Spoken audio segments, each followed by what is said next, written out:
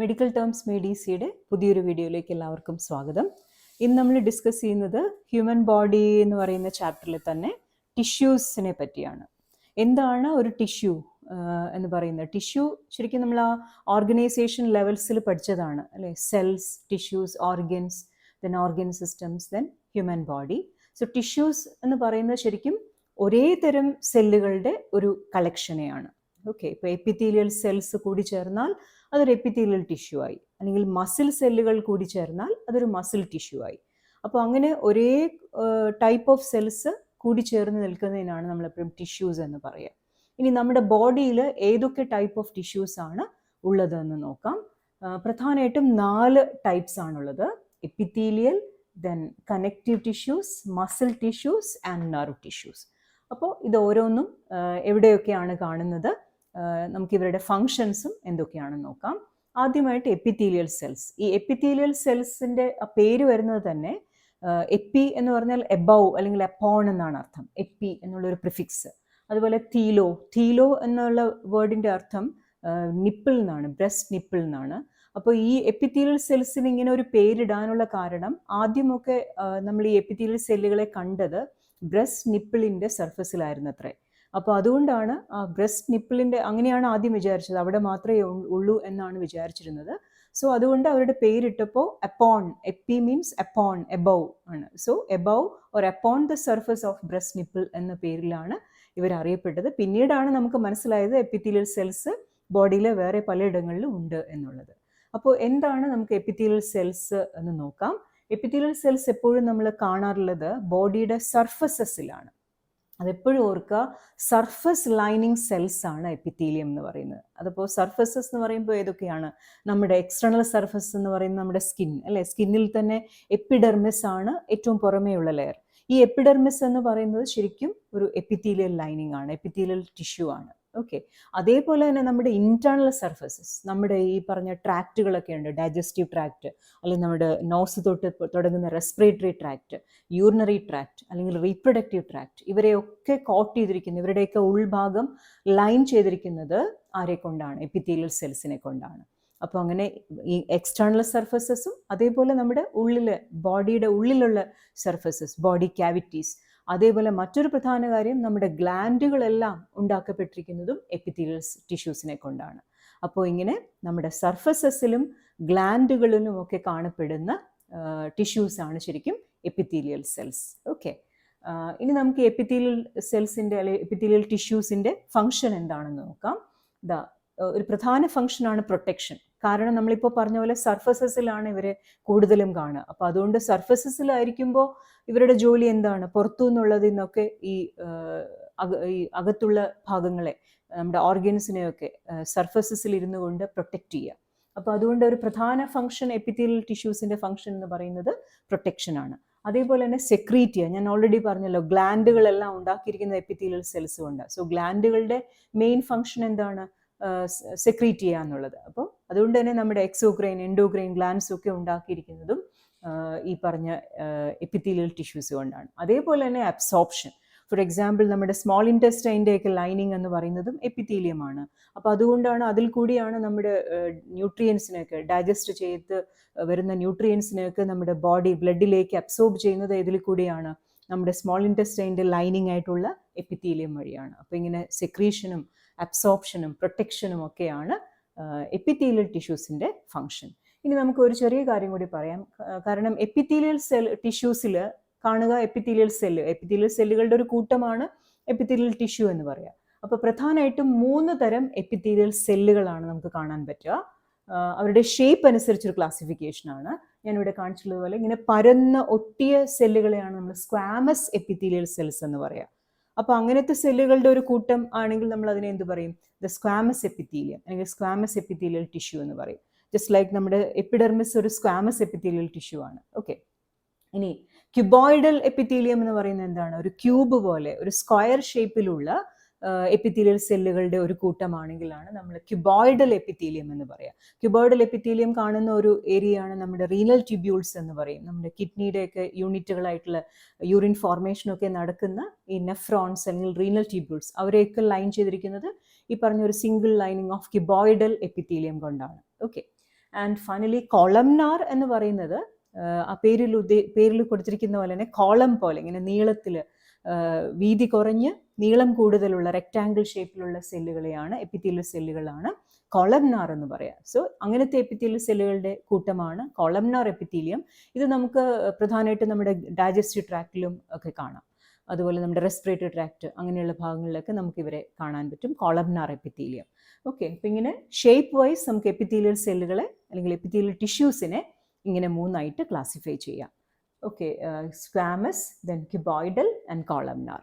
പിന്നെ ഒരു പ്രധാന കാര്യമുള്ളത് എപ്പിത്തീലിയൽ സെൽസിൻ്റെ എപ്പിത്തീലിയൽ ടിഷ്യൂ നമ്മൾ എടുക്കുകയാണെങ്കിൽ അതിനകത്ത് സെല്ലുകളാണ് കൂടുതലും ഉണ്ടാവുക.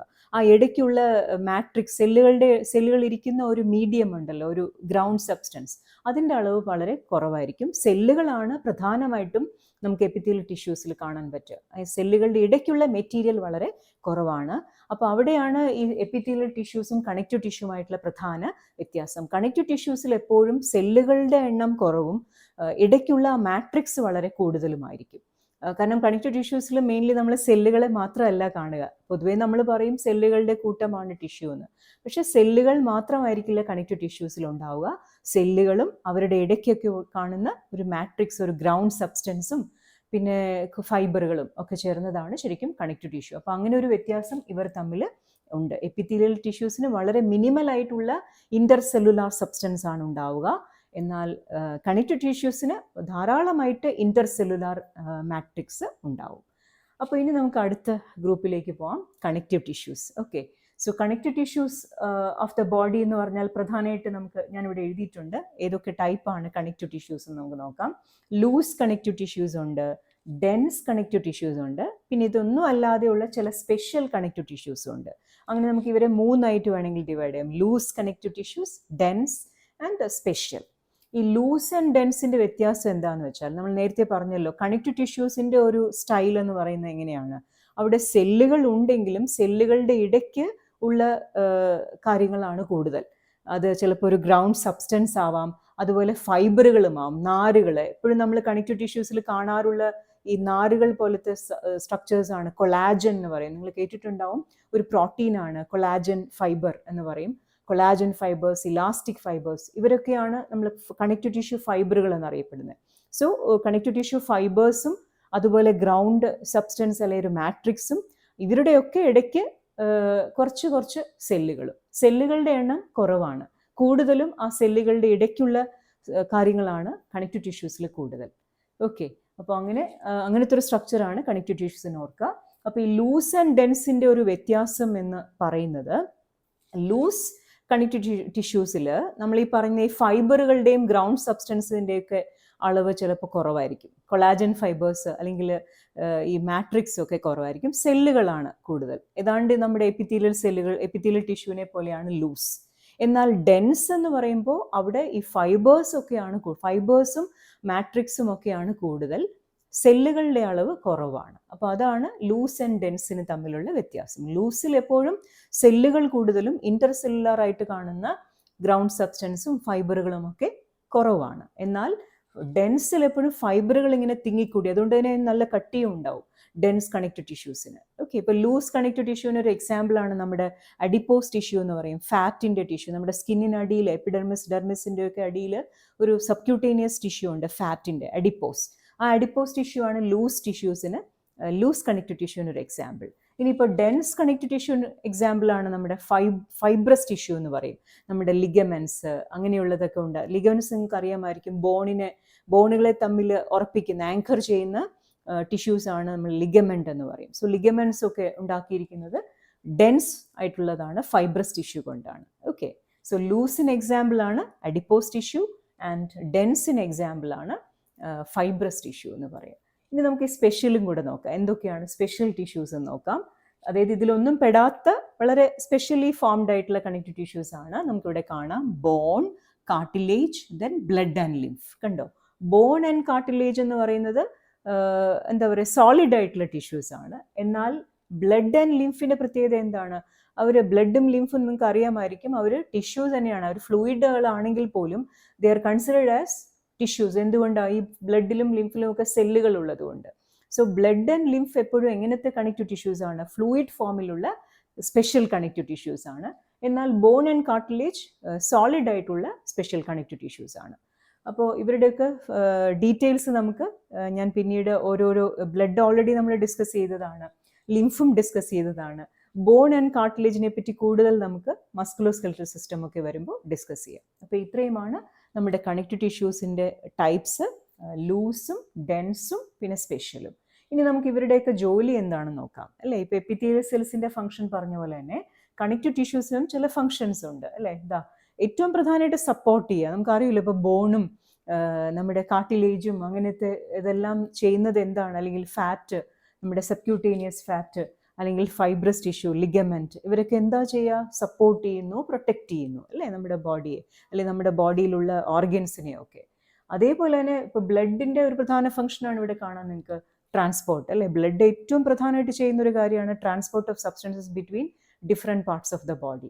അതുപോലെ ഇപ്പോൾ ലിംഫിൻ്റെ കാര്യം എടുക്കുകയാണെങ്കിൽ അത് പ്രൊട്ടക്റ്റ് ചെയ്യുന്നുണ്ട് ഇമ്മ്യൂണിറ്റിയിൽ കൂടി അല്ലെ, ലിംഫോസൈറ്റ്സ് ഒക്കെ കൂടി പ്രൊട്ടക്റ്റ് ചെയ്യുന്നു, നമുക്ക് ഇമ്മ്യൂണിറ്റി തരുന്നു. അപ്പോൾ ഇങ്ങനെ ഇതൊക്കെയാണ് പ്രധാനമായിട്ടും നമ്മുടെ കണക്റ്റീവ് ടിഷ്യൂസിൻ്റെ ഫംഗ്ഷൻ. പ്രൊട്ടക്റ്റ് ചെയ്യുക, സപ്പോർട്ട് ചെയ്യുക, കണക്ട് ചെയ്യുക അല്ലെങ്കിൽ ട്രാൻസ്പോർട്ട് ചെയ്യുക, അതുപോലെ തന്നെ ഇമ്മ്യൂണിറ്റി കൊടുക്കുക, ഇൻസുലേഷൻ ആണ്. ഇപ്പോൾ അഡിപ്പോസ് ടിഷ്യൂ ഒക്കെ നമ്മുടെ ബോഡി ഹീറ്റ് നഷ്ടപ്പെടാതെ സൂക്ഷിക്കുന്നു. അപ്പോൾ അങ്ങനെ ഇൻസുലേറ്റ് ചെയ്യുക, ഇതൊക്കെയാണ് കണക്റ്റീവ് ടിഷ്യൂസിൻ്റെ ഫംഗ്ഷൻ. ഓക്കെ, അപ്പോൾ നമ്മളങ്ങനെ 2 പ്രധാനപ്പെട്ട ടിഷ്യൂസ് കവർ ചെയ്തു. Then the next one muscle and nerve എന്ന് പറയുന്നത് ഇവരിൽ നിന്നൊക്കെ വ്യത്യസ്തമായിട്ടുള്ള 2 തരം ടിഷ്യൂസ്. അപ്പോൾ അതുകൊണ്ട് നമ്മൾ ഇവരെ രണ്ടുപേരെയും മാറ്റി നിർത്തിയിട്ട് പ്രധാനമായിട്ടുള്ളത് എപ്പിത്തീലിയൽ ആൻഡ് കണക്റ്റീവ് ആണ്. പക്ഷേ എന്നാൽ ഇവരിൽ പെടാതെ നിൽക്കുന്ന വളരെ സ്പെഷ്യൽ ആയിട്ടുള്ള 2 തരം ടിഷ്യൂസ് ആണ് muscle tissue and nerve tissue. So muscle ടിഷ്യൂസിൽ അവരെ നമുക്ക് കാണാൻ പറ്റുക മസിൽ സെല്ലുകളെ. മസിൽ സെല്ലുകളുടെ പ്രത്യേകത അവരിങ്ങനെ നീളത്തിലുള്ള സെല്ലുകളാണ്. അതുകൊണ്ട് നമ്മൾ യൂഷ്വലി അവരെ വിളിക്കുക മസിൽ ഫൈബറുകൾ എന്നാണ് അല്ലെ, നാരുകൾ പോലത്തെ നീളത്തിലുള്ള ഇലോങ്ങേറ്റഡ് ആയിട്ടുള്ള സെല്ലുകൾ. കാരണം അവരുടെ ഉദ്ദേശം തന്നെ എപ്പോഴും മൂവ്മെന്റ് ചെയ്യുക. എവിടെ മസിൽ ഉണ്ടോ മസിലിന്റെ പ്രധാന ജോലി എന്താണ്, മൂവ് ചെയ്യുക. അതിപ്പോൾ നമ്മുടെ പുറത്ത് ബോഡിയുടെ പുറം ഭാഗങ്ങളിലായാലും ഇന്റേണലി ആയാലും എവിടെയൊക്കെ മസിൽസ് ഉണ്ടെങ്കിലും മസിൽസിൻ്റെ ഉദ്ദേശം എന്ന് പറയുന്നത് മൂവ്മെന്റ് ഉണ്ടാക്കുക. സോ മൂവ് ചെയ്യണമെങ്കിൽ എപ്പോഴും എങ്ങനെയുള്ള സെല്ലുകളായിരിക്കണം ഒരു മസിൽ ടിഷ്യൂവിൽ ഉണ്ടാവേണ്ടത്, നീളത്തിലുള്ള. എന്നാലാണ് അവർക്ക് ചുരുങ്ങാനും പഴയ പോലെ ആവാനും അല്ലേ. കൺട്രാക്ഷൻ ആൻഡ് റിലാക്സേഷൻ വഴി ഒരു മൂവ്മെന്റ് ഉണ്ടാക്കുന്നു. ഇനി നമുക്ക് ഏതൊക്കെയാണ് പ്രധാനപ്പെട്ട മസിൽസ് എന്ന് നോക്കാം. മസിൽ ടിഷ്യൂസ് നിങ്ങൾക്ക് ഇവിടെ കാണാം. വിസറൽ എന്ന് പറഞ്ഞാൽ വിസറ എന്നുള്ളത് കഴിഞ്ഞൊരു വീഡിയോയിൽ ഞാൻ ഡിസ്കസ് ചെയ്തിരുന്നു. നമ്മുടെ ഇന്റേണൽ ഓർഗൻസിന്റെ പേരാണ് വിസറ. ഇന്റേണൽ ഓർഗൻസിനെ കളക്റ്റീവായിട്ട് വിളിക്കുന്ന പേരാണ് ദ വിസറ. സോ വിസറകളിൽ കാണപ്പെടുന്ന മസിൽ ഏതൊക്കെയാണ് വിസറ? നമ്മുടെ ഇന്റേണൽ ഓർഗൻസ്, ഇപ്പോൾ നമ്മുടെ സ്റ്റൊമക്ക് അല്ലെങ്കിൽ ഇൻറ്റെസ്റ്റൈൻ അല്ലെങ്കിൽ യൂട്രസ് അല്ലെങ്കിൽ യൂറിനറി ബ്ലാഡർ, അതുപോലെ തന്നെ നമ്മുടെ ബ്ലഡ് വെസൽസ്, നമ്മുടെ ആർട്ടറി, വെയിൻസ്, ഇവരുടെയൊക്കെ ഭിത്തികളിൽ. അപ്പോൾ ഇവിടെയൊക്കെ കാണപ്പെടുന്ന മസിലുകളെയാണ് നമ്മൾ എന്ത് പറയുക, വിസറൽ മസിൽ എന്ന് പറയുക. ഓക്കെ, കാരണം they are found on the viscera. പിന്നെ ഇവർക്ക് വേറൊരു പേര് കൂടിയുണ്ട്, ദേ ആർ കോൾഡ് ഇൻവോളണ്ടറി. കാരണം നമ്മുടെ ഒരു ഇഷ്ടത്തിനനുസരിച്ചല്ല ഇവർ പ്രവർത്തിക്കുന്നത്. So they are called involuntary muscle എന്നും പറയും. ഓക്കെ, മാത്രമല്ല ഇവർ സ്മൂത്ത് മസിൽ എന്നൊരു പേര് കൂടിയുണ്ട്. അപ്പോൾ ഞാൻ അതൊക്കെ ഡീറ്റെയിൽഡ് ആയിട്ട് ഇനി നമുക്ക് മസ്കുലോസ്കെലറ്റൽ ചാപ്റ്ററിൽ വരുമ്പോൾ മസിൽ ടിഷ്യൂസിനെ പറ്റി വളരെ ഡീറ്റെയിൽഡ് ആയിട്ട് പറഞ്ഞുതരാം. എന്നാലും ഈ വിസറൽ മസിൽസിൻ്റെ വേറെ 2 പേരുകളാണ് എന്തൊക്കെ, സ്മൂത്ത് എന്ന് പറയും, പിന്നെ ഇൻവോളണ്ടറി. ഇൻവോളണ്ടറി എന്തുകൊണ്ടാണ് പറയുന്നത്? Because there function is always involuntary. And smooth because അവർക്ക് ഇങ്ങനെ അവരെ നമ്മൾ മൈക്രോസ്കോപ്പിൽ ഈ ഇവരുടെ സെല്ലുകളെ കാണുമ്പോൾ, ഓക്കെ, വിസറൽ മസിൽ സെല്ലുകളെ കാണുമ്പോൾ അവരുടെ സൈറ്റോപ്ലാസം എപ്പോഴും പ്ലെയിൻ ആണ്. കാരണം സ്കെലിറ്റൽ മസിൽസിന്റെ സൈറ്റോപ്ലാസത്തിൽ ഇങ്ങനെ വരകളുള്ളതുപോലെ നമുക്ക് തോന്നിക്കുന്നു. അതുകൊണ്ട് അവരെ നമ്മൾ സ്ട്രയേറ്റഡ് എന്ന് വിളിക്കും. എന്നാൽ വിസറൽ മസിലുകളുടെ മസിൽ സെൽസിന്റെ സൈറ്റോപ്ലാസം ഒരു പ്ലെയിൻ സൈറ്റോപ്ലാസമാണ്, without any dark and light bands. അപ്പോൾ അതുകൊണ്ട് നമ്മൾ വിസറൽ മസിലുകളെ സ്മൂത്ത് എന്നോ അല്ലെങ്കിൽ നോൺ സ്ട്രയേറ്റഡ് എന്നോ പറയുന്നു. സ്കെലിറ്റൽ മസിൽസ് എപ്പോഴും സ്ട്രയേറ്റഡ് ആണ്. ഓക്കെ, അപ്പോൾ ഇങ്ങനെ വിസറൽ മസിലാണ് ആദ്യത്തേത് അല്ലേ, found on the viscera, involuntary ആണ്, മാത്രമല്ല they are smooth in their appearance. ഇനി എന്താണ് സ്കെലിറ്റൽ അതിൻ്റെ പേരിൽ തന്നെയുണ്ട്. ഇപ്പോൾ വിസറൽ മസിൽ വിസറയിലാണ് കാണപ്പെടുന്നതെങ്കിൽ skeletal muscles are found attach to skeleton, ബോൺസിൽ ആണ് കാണുന്ന, ബോൺസിൽ അറ്റാച്ച് ചെയ്തതായിട്ട് നമ്മൾ കാണുന്ന മസിലുകളാണ്, അല്ലെങ്കിൽ ബോൺസിനെ പിടിച്ച് മൂവ് ചെയ്യിപ്പിക്കുന്ന മസിലുകളെയാണ് സ്കെലിറ്റൽ എന്ന് പറയുക. ഇനി സ്കെലിറ്റലിൻ്റെ വേറെ പേരുകൾ എന്തൊക്കെയാണ്? ഒന്ന് വോളണ്ടറി, ഇപ്പം നമ്മൾ പറഞ്ഞല്ലോ വിസറൽ മസിൽ എപ്പോഴും ഇൻവോളണ്ടറി ആണെങ്കിൽ സ്കെലിറ്റൽ മസിൽ എങ്ങനെയായിരിക്കും വോളണ്ടറി. കാരണം നമ്മൾക്ക് നമ്മുടെ ഇഷ്ടത്തിനനുസരിച്ച് ഈ സ്കെലിറ്റൽ മസിലുകളെ പ്രവർത്തിപ്പിക്കാൻ പറ്റും. അതുകൊണ്ടാണ് അവരെ നമ്മൾ വോളണ്ടറി മസിൽ എന്ന് പറയാം. വിസറൽ എപ്പോഴും ഇൻവോളണ്ടറിയും സ്കെലിറ്റൽ എപ്പോഴും എന്താണ് വോളണ്ടറിയുമാണ്. മാത്രമല്ല നേരത്തെ ഞാൻ പറഞ്ഞതുപോലെ ഇങ്ങനെ വരകളുള്ളത് പോലത്തെ ഒരു സൈറ്റോപ്ലാസം ആയതുകൊണ്ട് they are called striated muscle. Okay, skeletal അല്ലെങ്കിൽ വോളണ്ടറി അല്ലെങ്കിൽ striated. Okay, and finally cardiac. അപ്പോൾ കാർഡിയാക്കിൻ്റെ ഒരു പ്രത്യേകത, കാരണം ആക്ച്വലി ഹാർട്ടും ഒരു വിസറയിൽ പെടുന്നതാണ്, ഇന്റേണൽ ഓർഗനാണ്. പക്ഷേ ഹാർട്ടിൻ്റെ മസിൽ മാത്രം, മയോകാർഡിയം മാത്രം വളരെ സ്പെഷ്യലാണ്. അത് മറ്റ് വിസറൽ മസിലുകളെ പോലെ അല്ല. അതുകൊണ്ടാണ് നമ്മൾ എപ്പോഴും കാർഡിയക് മസിലിനെ വേറൊരു മൂന്നാമത്തെ ഗ്രൂപ്പായിട്ട് ഇട്ടിരിക്കുന്നത്. കാർഡിയക് മസിൽ അല്ലെങ്കിൽ മയോകാർഡിയൽ ടിഷ്യൂ എന്ന് പറഞ്ഞാൽ എന്താണ്? അവിടുത്തെ മസിൽ സെല്ലുകൾ സ്ട്രയേറ്റഡ് അപ്പിയറൻസ് ആണ്. ആരെ പോലെ? നമ്മുടെ സ്കെലിറ്റൽ മസിലിനെ പോലെ വരകളുള്ളത് പോലത്തെ ഒരു അപ്പിയറൻസ് ഉണ്ട്. എന്നാൽ അവരുടെ ഫങ്ഷനോ ഇൻവോളണ്ടറി ആണ്. നമുക്കൊരിക്കലും നമ്മുടെ ഇഷ്ടത്തിനനുസരിച്ച് ഹാർട്ട് മസിൽസിനെ വർക്ക് ചെയ്യിപ്പിക്കാൻ പറ്റില്ല. So the heart muscle or cardiac muscle എപ്പോഴും ഇൻവോളണ്ടറി ആണ്, ആരെ പോലെ? വിസറലിനെ പോലെ. എന്നാൽ അവരുടെ ഒരു അപ്പിയറൻസ് വെച്ച് നോക്കിയാൽ സ്കെലിറ്റലിനെ പോലെ അവർ സ്ട്രയേറ്റഡുമാണ്.